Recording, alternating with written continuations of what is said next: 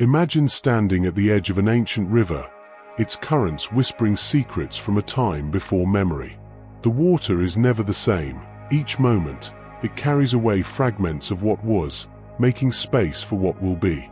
You dip your hands into the flow, and for an instant, you feel the weight of everything you've ever held onto. Old identities, past wounds, stories you've told yourself so often they've hardened into stone. But the river does not pause. It pulls, relentless and kind, inviting you to release. This is the essence of transforming your reality by releasing your old self, an act as natural as the seasons, yet as terrifying as stepping into the unknown. We cling to the familiar, even when it no longer serves us, because the known, however painful, feels safer than the abyss of possibility. But what if the abyss is not empty? What if it is brimming with a version of you that has been waiting, patient as dawn, for the moment you finally let go? Reality, as we perceive it, is not fixed. It is a tapestry woven from our beliefs, memories, and the stories we repeat to ourselves. Like a sculptor chiseling away at marble, we shape our existence with every thought, every refusal or acceptance of change. But too often, we mistake the sculpture for the sculptor, the map for the territory.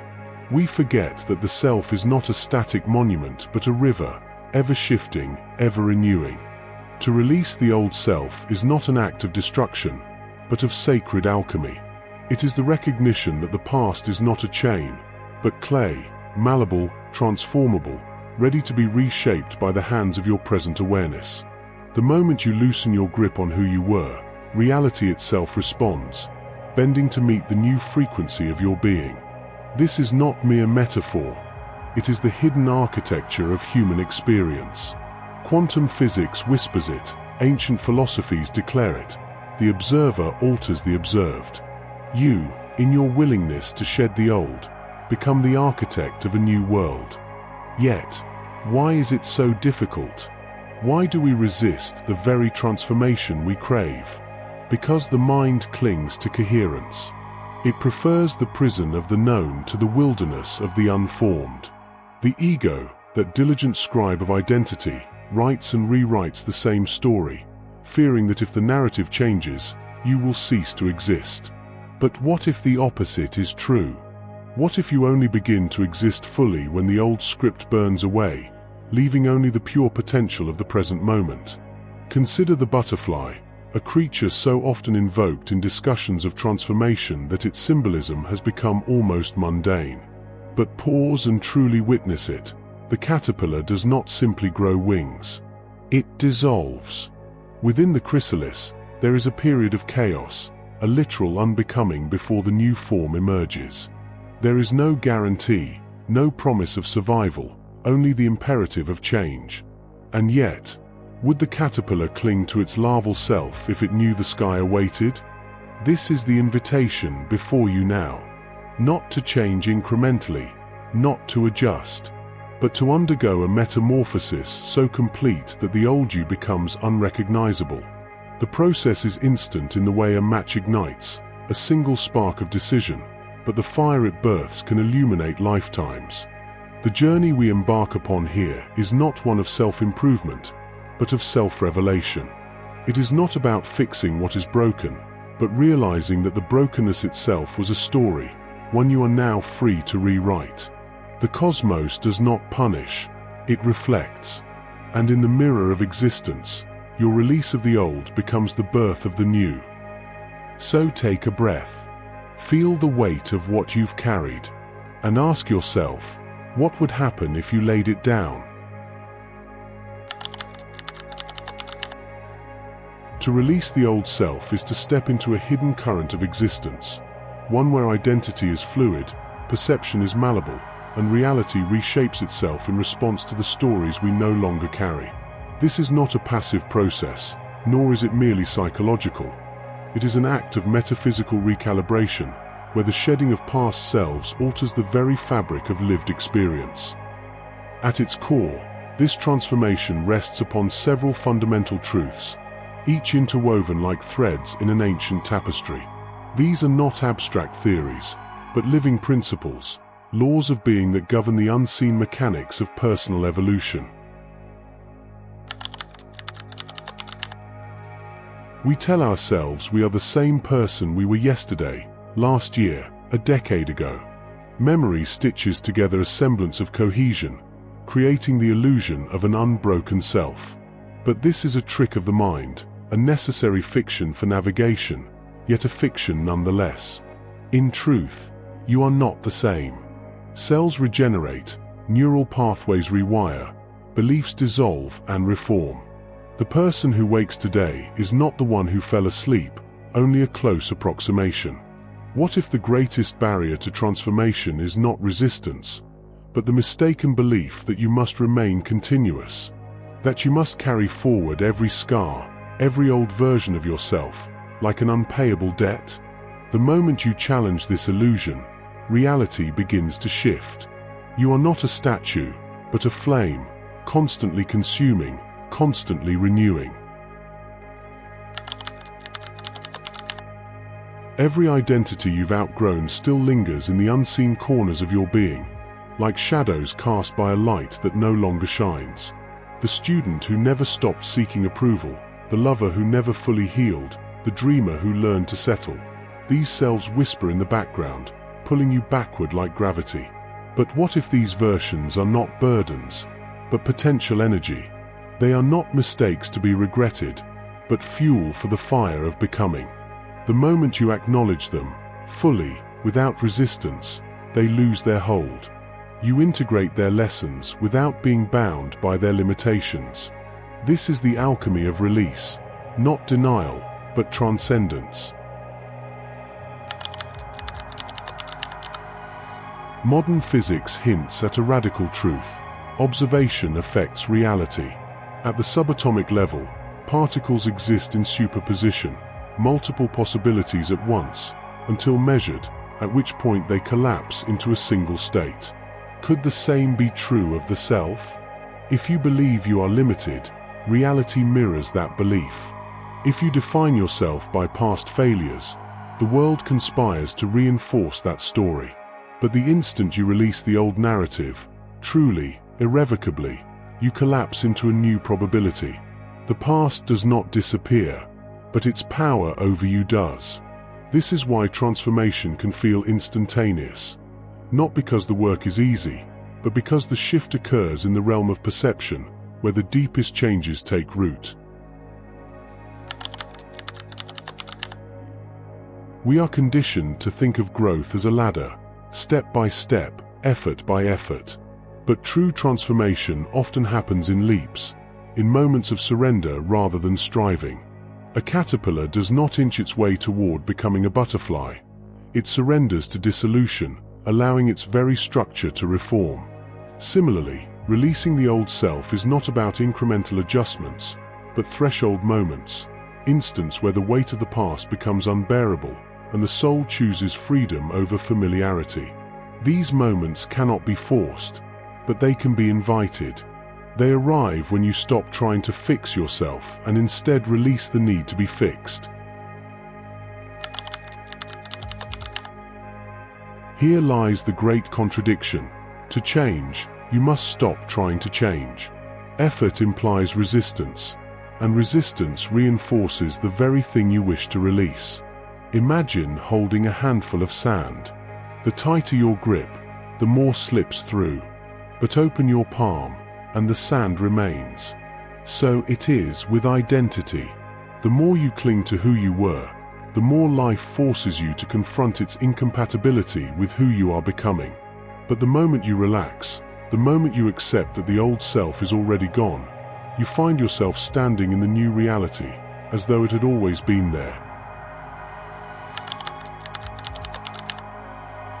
These themes are not mere concepts, they are doorways. To walk through them is to engage with the deepest mechanics of existence, to recognize that reality is not something that happens to you, but through you. The old self is not an enemy, but a cocoon, and the instant you release it, you discover that the wings were there all along. There are truths too vast to be contained in linear explanations. truths that reveal themselves only through symbol, metaphor, and the intuitive language of myth. To truly understand what it means to release the old self, we must step beyond the realm of concepts and into the living stories that have guided seekers since the dawn of consciousness. These are not mere tales, they are mirrors, reflecting back the hidden architecture of transformation. In ancient mythologies across the world, the phoenix appears, a radiant bird that, when its time comes, builds its own funeral pyre and surrenders to the flames. From the ashes, it rises anew, untouched by the fire that consumed its former body.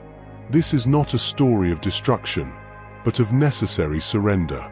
The phoenix does not resist its end. It embraces it, knowing that what burns away is not its essence, but only the form that has outlived its purpose. So it is with the old self. We fear the fire of transformation, believing it will annihilate us, but the truth is far more mysterious. The fire does not destroy you. It destroys only what you are not. The attachments, the outdated stories, the identities you've mistaken for your soul, these are the kindling. The core of your being remains, purified, unshaken. Ask yourself, what in me is ready to be set alight? A snake does not grow like other creatures. When its skin becomes too tight, it does not stretch or adapt, it sheds. The process is vulnerable, even dangerous. For a time, the snake is raw, exposed, sensitive to the world in ways it was not before. Yet without this shedding, it could not survive. There is a moment in every transformation where the old skin, the habits, the personas, the ways of moving through the world, no longer fits. You can feel it, a tightness, a friction, a sense that you are pretending to be someone you no longer recognize. To cling to the old skin is to suffocate slowly. To shed it is to step into a new kind of aliveness, tender but true. This is why transformation often feels like loss before it feels like liberation. The snake does not celebrate as it sheds. It simply knows it has no other choice. In Eastern traditions, the lotus flower is sacred not in spite of the mud from which it grows, but because of it. Its roots thrive in darkness, in the unseen depths, and only through that fertile decay does it rise into the light, unblemished. The old self is not an error to be corrected. It is the mud that nourishes the new. Every failure, every heartbreak, every version of yourself that once felt like a prison, these are not obstacles to enlightenment, but its very ingredients. To release the old self is not to reject it, but to transmute it, to allow what was once weight to become wings. A lesser-known Zen parable tells of a young warrior who sought to defeat his greatest enemy. After years of searching, he finally confronted his rival, only to find himself staring into a mirror. The enemy was never out there. It was the reflection of all he refused to face within himself. This is the final, most potent symbol. The old self is not some separate thing to be cast aside, but a shadow you have carried, a story you have agreed to tell. The moment you stop fighting it, the moment you truly see it, you realize it has no power except what you have given it. These stories are not passive myths, they are active maps. The phoenix asks you, what must burn? The snake whispers, what have you outgrown? The lotus murmurs, what darkness are you rushing to escape? And the warrior's mirror demands, who, truly, is the enemy? To engage with these symbols is to step into a dialogue with your own becoming. They do not offer easy answers, but they light the path, the one that leads through the fire, through the shedding, through the mud, and into the reflection where all battles finally end. The most profound transformations are not those that happen in the abstract realms of philosophy or metaphor, but those that ripple through the tangible moments of our daily lives. The way we speak, the choices we make, the subtle but seismic shifts in how we move through the world. To release the old self is not an esoteric concept. It is a lived practice, a renegotiation of reality itself. Transformation does not always announce itself with thunderclaps and revelations. More often, it begins in the quiet moments when you choose differently, not because you have willed yourself to change, but because the old way suddenly feels foreign, like wearing another person's clothes. You pause before reacting in anger, not out of restraint, but because the heat of it no longer feels like yours. You decline an invitation not out of fear, but because the person who once needed that crowd no longer exists. You release a relationship, a job, or an identity not with drama, but with a quiet certainty, as though you are simply closing a book you've already finished. These are the small deaths of the old self, not grand gestures, but subtle surrenders. And it is here, in these seemingly insignificant choices, that the new reality is built.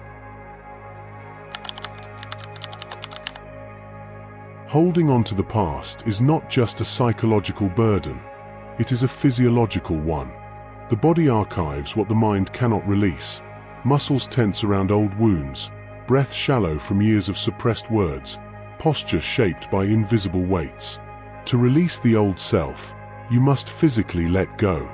Breath as the first language of release. The moment you consciously deepen your breath, you signal to the nervous system that the past is over. The body does not understand words, but it understands breath. A sigh is not just air, it is the body's way of saying, "This no longer belongs to me." Movement as unspoken truth. Stagnant energy clings to stagnant tissue. Dance, stretch, walk. Any motion that disrupts the old holding patterns becomes an exorcism of inertia. Speech as a tool of reinvention. The stories you tell aloud reinforce or dismantle the old self. Stop saying, "This is just how I am." Start saying, "I am becoming." Language is not descriptive, it is creative. Memory is not a fixed record, it is an active negotiation. Every time you recall an event, you are not retrieving it unchanged. You are rewriting it, subtly altering its emotional weight. What if you stopped rehearsing the old stories of betrayal and began recalling moments of unexpected kindness? What if you ceased defining yourself by failures and instead remembered the times you surprised yourself with resilience? This is not denial. It is curation. The past is not erased, but its power is redistributed. Symbols are not just stories, they are tools. When the internal shift feels intangible, give it form. Write and burn. List what you are releasing, words, names, beliefs, and let fire transmute them from burden to ash. Water as a witness. Speak aloud what you're shedding beside a river, lake, or even a bathtub, and let the water carry the words away. Empty space as an ally. Clear a shelf, a corner, a room. Nature abhors a vacuum, and so does possibility. The old self clings to certainty. I am this kind of person, this is how my life will be. The new self thrives in the fertile dark of I don't know yet. Can you tolerate the discomfort of not recognizing yourself for a while? Can you resist the urge to define what you're becoming before it's fully formed? This is where most falter, not for lack of vision, but because the unknown feels like annihilation. It is not. It is the only place where true reinvention happens. When you release the old self, the world around you must adjust. Relationships shift. Opportunities realign. Some will resist, not because they oppose your growth, but because it forces them to confront their own stagnation. Let them. This is not your responsibility. This is not theory. This is your life, waiting. Today, do one thing differently. Not better, just unfamiliar. Take a new route. Break a tiny habit. Tonight, release one story, out loud or on paper, that you've told about yourself for years. Tomorrow, watch for the moment when the old self tries to reclaim you. Pause. Breathe. Choose again. We have traveled far in this exploration, from the philosophical foundations of releasing the old self, through the mythic landscapes that give shape to transformation, down into the raw, practical terrain where theory meets flesh and breath. Now we arrive at the final threshold, the moment where all these threads converge into a single, luminous point of choice. This is not an ending, but a crossroads. There is a temptation to frame transformation as a destination, a fixed point where the work is done and the new self is fully formed. But this is perhaps the last trick of the old identity, whispering that who you are is something to be achieved rather than lived. The truth is more fluid, more alive. You are not becoming someone else. You are becoming more yourself, shedding what never truly belonged to you in the first place. There is no final version of you waiting at the finish line, only an endless unfolding, a perpetual conversation between who you've been and who you are now. This is not a demand for ruthless self-abandonment. The old self does not need to be vanquished, it needs to be thanked. It carried you this far. It survived what it had to survive. But its time is over.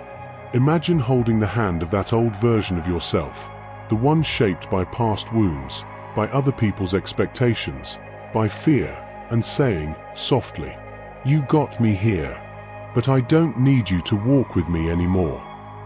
Then release its hand. This is how true endings happen, not with fire and fury, but with compassion and quiet certainty.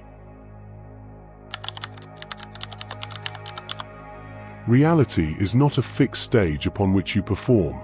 It is a responsive field, mirroring back the energy you emit. The instant you release the old self, the world must rearrange itself to meet the new frequency of your being. But here is the sacred paradox. You must act as if the shift has already happened. If you wait until you feel ready, you are still operating from the old timeline. If you demand proof before risking a new way of being, you are still bargaining with the past. The quantum leap happens in the space between knowing and acting, when you dare to move, speak, and choose from the self you are becoming, not the one you've outgrown. Transformation is not a one-time event, but a daily returning, a commitment to show up as the new self again and again, especially when the old patterns beckon. Each morning, ask, who would I be today if I'd already released what no longer serves me? Then live the answer, one moment at a time. Each night, ask, what did I carry today that wasn't mine to hold? Then let it go, without ceremony or regret. Look around you. The life you're living right now, the relationships, the challenges, the joys and frustrations, is not happening to you. It is happening through you. It is the perfect reflection of the stories you've agreed to tell about yourself, both past and present. If you want the reflection to change, you must change first. Not tomorrow. Not when the conditions are perfect. Now. This is your moment. Not because the stars have aligned or because some external force has granted permission, but because you are here, reading these words, feeling the pull towards something truer. Will you take the next step? Not the step that changes everything at once, but the one that changes one thing, the way you breathe, the thought you entertain, the story you refuse to repeat. That is how revolutions begin. Close your eyes. Breathe. Feel the weight of all you've carried. Now imagine it dissolving, not through force, but through sheer irrelevance, like a shadow when the light finally shines. This is your life. This is your becoming. The door is open. Walk through.